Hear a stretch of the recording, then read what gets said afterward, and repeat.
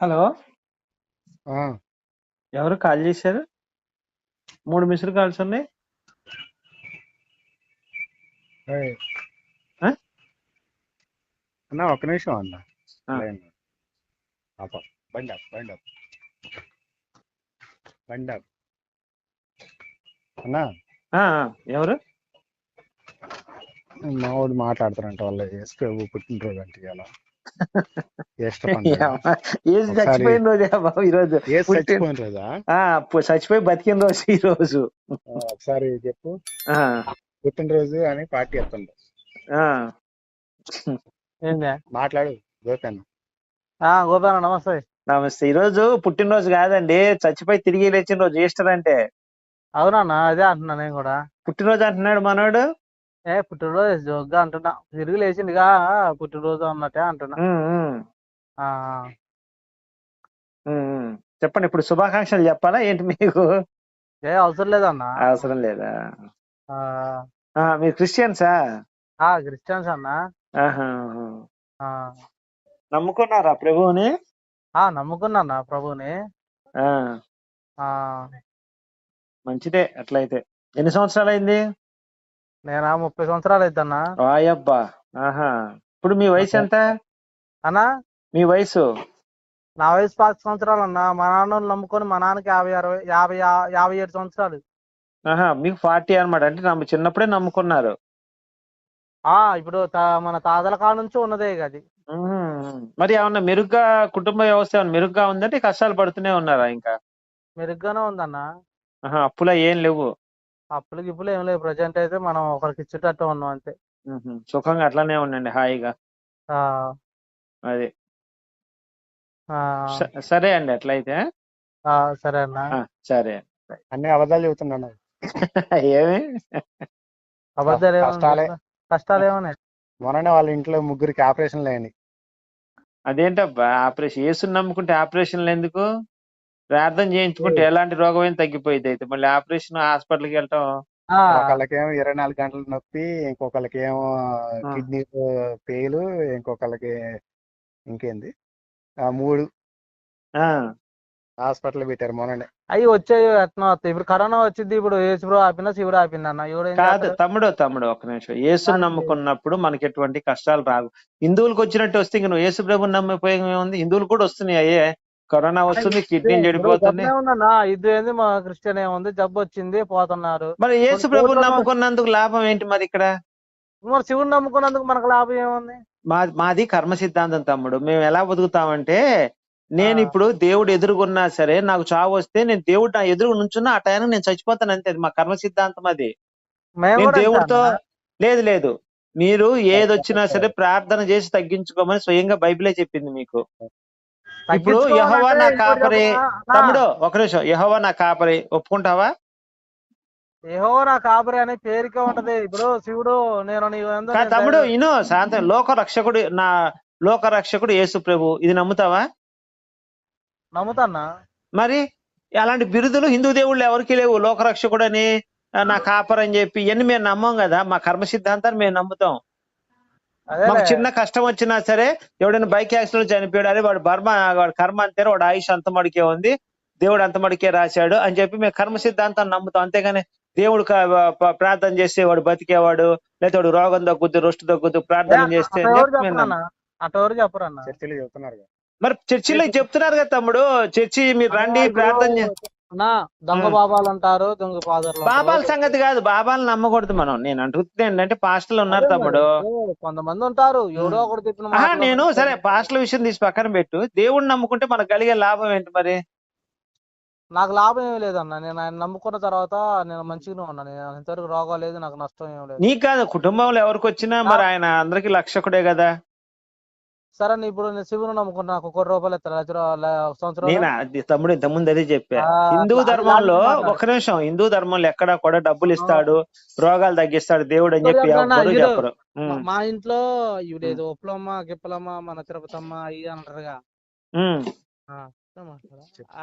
పుట్టింది ఒకసారి పుడితే మా అమ్మ ఒకదాన్ని, ఈసారి వస్తే మటుకి చెప్పు తీసుకొని పోతాం అని చెప్పేసి అనే మాటలే మాట్లాడింది మా నాయనమ్మ. తమ్ముడు అది అంతా కూడా మీ అవివేకం. అది దేవుడు వచ్చాడు, ఆ, దేవుడు మాట్లాడతాడు అనేది ఒక పిచ్చేది. ఆహా, లేదు అన్న, స్మెల్ వచ్చింది ఏదో ఏ ఏదో స్మెల్ వస్తుంది? దేవుడు తుప్పు వచ్చి బుడగ మనతో ఒక నిమిషం చెబుతాను నేను తమ్ముడు. కాలగుండి. నీకు ఒక విషయం చెప్తున్నా. దేవుడితో నేను మాట్లాడుకుంటున్నానంటే అది భక్తి. దేవుడు నాతో మాట్లాడుతున్నాడు అంటే అది పిచ్చి అవుతుంది. ఉమ్. అర్థమైందా? ఎవరైనా దేవుడు చచ్చిపోయిన వాళ్ళతో మనం మాట్లాడుతున్నాం అనుకో, పోనీలేదో దాని మీద ప్రేమ ఉంది అనుకుంటాడు. అదే చచ్చిపోయిన నాతో మాట్లాడుతున్నాడు అనుకో, తీసుకెళ్లి హాస్పిటల్ చేర్చండి రా అంటారు. అవునా చెవులు కాదా? ఎక్కడ చిన్నప్పుడు మా తాతయ్య మా తాతయ్య చచ్చిపోతే మా బామ్మ అంటుండేది అప్పుడప్పుడు, అరే మీ తాతయ్య కనపడుతున్నాడు రా, భోజనం అడుగుతున్నాడు రా అని చెప్పేది. అట్లా ఒక నెల రోజులు చెప్పింది. ఏది మా తాతయ్య చచ్చిపోయిన వారం రోజులు కనపడుతున్నాడు అని చెప్పింది మా బామ్మ రోజు. ఆ, సరే తీసుకెళ్లి డాక్టర్ దగ్గర ట్రీట్మెంట్ ఇప్పించాం. 10 రోజులు హాస్పిటల్లో పెట్టాం, మెంటల్ హాస్పిటల్లో. ట్రీట్మెంట్ అయిపోయి ఇంటికి వచ్చిన బామ్మ తాతయ్య కనపడుతున్నా అంటే కనపడట్లేదురా, వెళ్ళిపోయాడు రా అని చెప్పింది. అలా ఉంటాయి. ఇప్పుడు దేవుడు కనపడుతున్నాడు అంటే ఖచ్చితంగా వాడికి మెంటల్ హాస్పిటల్లో ట్రీట్మెంట్ ఇప్పించాలి. దేవుడు మాట్లాడుతున్నాడు అంటే ట్రీట్మెంట్ ఇప్పించాలి అలాంటి వాళ్ళందరికీ. మనమేమో లింగాలు ఉమ్. పూరించే వాళ్ళం కాదు. చెవులు గిలుతున్నాయంట. లింగం అంటే ఏంటి తమ్ముడు నువ్వు చెప్పు? లింగం అంటే సుల్లి అన్న. సుల్లే. ఇప్పుడు నువ్వు ఎంఆర్ ఆఫీస్కి వెళ్ళావు, మీ నాన్నగారు స్త్రీలింగమా పురుషలింగమా అని అడిగారు.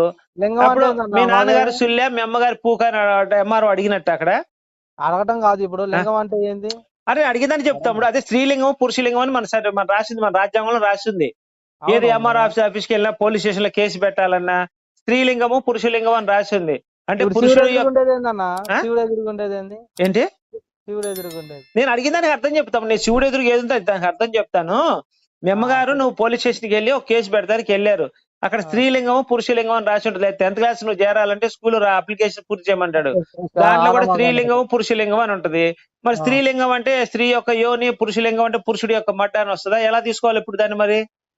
మడ్డాన్ని డైరెక్ట్ గా చెప్పనాకనే ఆడ మగ అంటారు అన్న. దానికి అర్థం తెలుసుకోవాలి మీరు ఇప్పుడు ముందు. ఆడ మడ్డ, ఇప్పుడు తెలుసుకోకుండా మీ అమ్మగారిది అంటే మీ అమ్మగారిది ఆడపూకు, మీ నాన్నగారిది ఆడమడ్డ అనుకోవాలి. స్త్రీలింగం పురుషలింగం అంటే ఇప్పుడు అయ్యన్నెందుకులే గానీ అమ్మ అదే నాన్న తమ్ముడు. ఎందుకులే మరి గానీ ఇప్పుడు సరిగ్గా నాకు జవాబు నిజాలు కావాలి. చెప్తున్నాను. ఇప్పుడు నేను ఒకటే అడుగుతున్నా, నాకు నిజాలు కావాలి. ఇప్పుడు మీరు స్త్రీలింగం పూజించేది పురుషలింగం ఏందన్న? అంటే ఇప్పుడు మదర్ తెరిసా అది ఇను తమ్ముడు, నేను మదర్ తెరిసా ఉంది, స్త్రీలింగమా పురుషలింగమా అన్నారు అనుకో, మదర్ తెరిసా పూకు అన్నట్టు అర్థం అవుతుంది అక్కడ. లేకపోతే మన రాజకీయ నాయకులు ఉన్నారు, వైఎస్ జగన్ ఉన్నాడు. నువ్వు మాట్లాడుతున్నావు కానీ కొన్ని శాస్త్రవేత్తలు, కొన్ని అడిగే సైంటిస్టులు, తమ్ముడు, నువ్వు టాపిక్ డైవర్ట్ అవ్వద్దు తమ్ముడు. ఒక్క నిమిషం నేను అడిగిందని చెప్పు పెట్టిపోయారు. నువ్వు తమ్ముడు, ఒక్క నిమిషం నేను అడిగిందని చెప్పు. ఇప్పుడు మన రాజకీయ వైఎస్ జగన్ స్త్రీలింగమా పురుషలింగమా అని అడిగా. ఇప్పుడు నువ్వు కన్నా ఇప్పుడు లింగం అంటే ఏంది? ఆడ మగ అంతేగా. గుర్తు తమ్ముడు, చిహ్నము, ఆకారం అని వస్తుంది. పూర్తిగా చెప్పడన్నా స్త్రీ యొక్క ఆకారము పురుషుడి యొక్క ఆకారం అని వస్తుంది. అలా పూకు మడ్డ అనే అర్థాలు తీసుకున్నావు అనుకో, ఎప్పుడు మీ అమ్మగారికి అదే అర్థం వస్తుంది, మీ నాన్నగారికి అదే అర్థం వస్తుంది, నీకు అదే అర్థం వస్తుంది, నీ పెళ్ళానికి కూడా అదే అర్థం వస్తుంది. నీ పెళ్ళాం పూకు, నీ మడ్డ, మీ నాన్నగారు ఇట్లాంటివన్నీ వస్తాయి. ఆకారము, చిహ్నము, గుర్తు ఇవన్నీ వస్తాయి అన్నమాట లింగము అంటే. పిల్లలు నమ్మంటలేదు ఎప్పుడా. అర్థమైందా? వదిలే అన్న, నాకు ఇవన్నీ ఎందుకు. ఇప్పుడు మీరు ఆడ నాకు కళ్ళు ఎదురుగా సుల్లి అలాగనే అవపడుతుంది, అందుకే నేను పూజిస్తున్నాను. నాకు పూజించుకో. అది ఇప్పుడు పెళ్ళం ఉంటది, పెళ్ళం పూకును కూడా పూజించుకో, మంచి సుఖం ఇస్తుంది కదా, అది తప్పు లేదు, పూజించుకో. నేనేం కాదనలేదే. పెళ్ళాము నోట్లో మడ్డ పెట్టి చీకుతా ఉంటది, దానికి ఇష్టం, అది పూజించుకొని నీకు నాకు దండకేముంది? ఇప్పుడు నువ్వు అంతే చేస్తున్నావు. నువ్వు అత్త మాట్లాడుతున్నా తమ్ముడు, నేను చెప్తున్నా, నీకు ఇష్టమైంది నాకు మడ్డ కనిపిస్తున్నా, నీకు కనిపిస్తున్నప్పుడు నాకు కూడా కనిపిస్తుంది కదా. నువ్వు అంటున్నావుగా, నువ్వు మాట్లాడడానికే నీకే అర్థం లేదు. అవును తమ్ముడు, మరి లింగము అంటే నువ్వు తప్పుడు అర్థం చెప్తే మరి నీకు వివరించాలి కదా. నేను చెప్తున్నా దానికి ఆడ ఉండేది ఏందన్నా అని చెప్పేసి మామూలు మాట్లాడుతున్నా. అవును, అక్కడ నీకు తెలియదా? ఇప్పుడు నీకు తెలిసిందా లేదా తమ్ముడు? ఇప్పుడు తమ్ముడు, ఇప్పుడు నీకు తెలిసిందా లేదా లింగం అంటే ఏంటో?